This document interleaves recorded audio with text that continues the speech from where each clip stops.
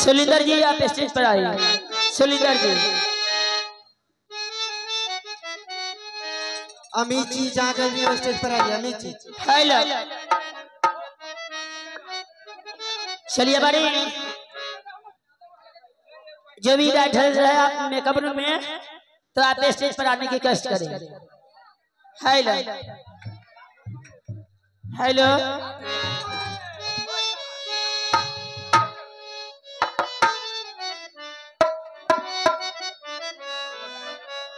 Hello hello hello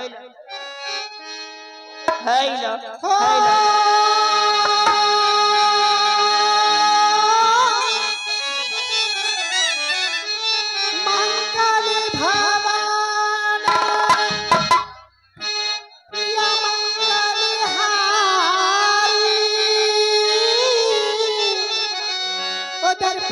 सुदसीरती अजरी बिहार राम सिया सिया राम जय राम राम सिया सिया राम जय राम हो राम सिया सिया राम जय राम राम सिया सिया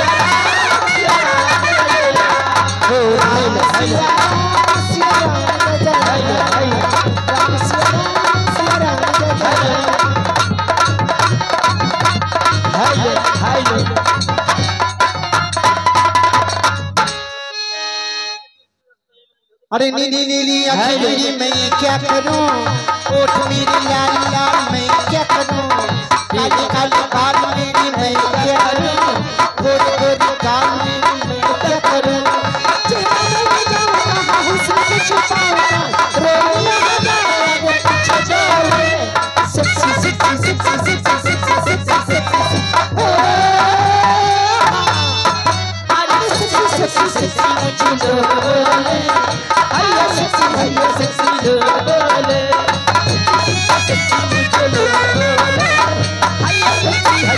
बोले हैया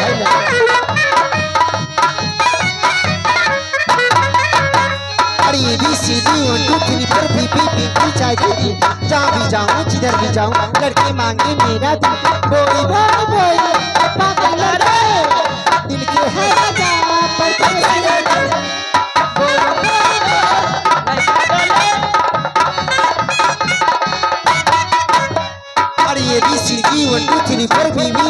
चाहे कीटी जहाँ भी जाऊँ जिधर भी जाऊँ लड़के मांगे मेरा दिल पागल लड़के दिल के है राजा परदेश के लड़के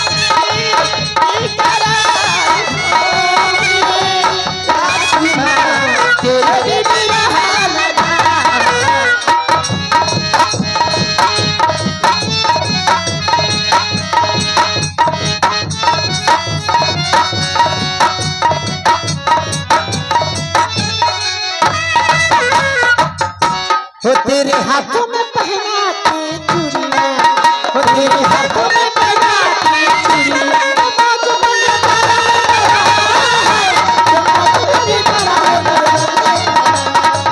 तेरे हाथों में पहनाती चूड़ियां हो तेरे हाथों में पहनाती चूड़ियां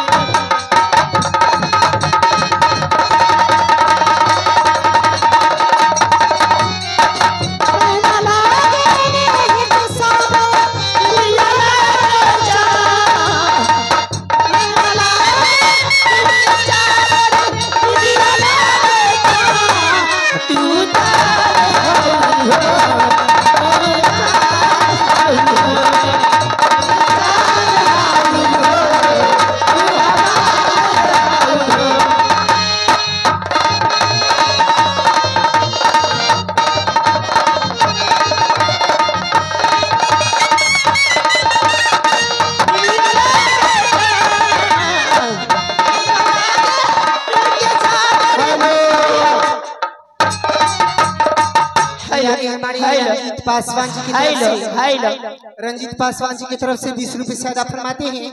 आइए मैं उनको क्या झरिया सुनाती हूँ मास्टर।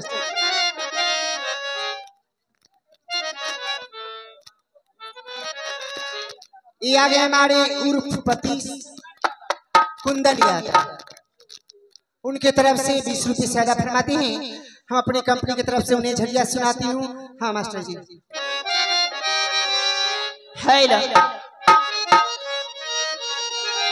और केहू लुटेरा केहू चोर हो जाला, और केहू लुटेरा केहू चोर हो जाला।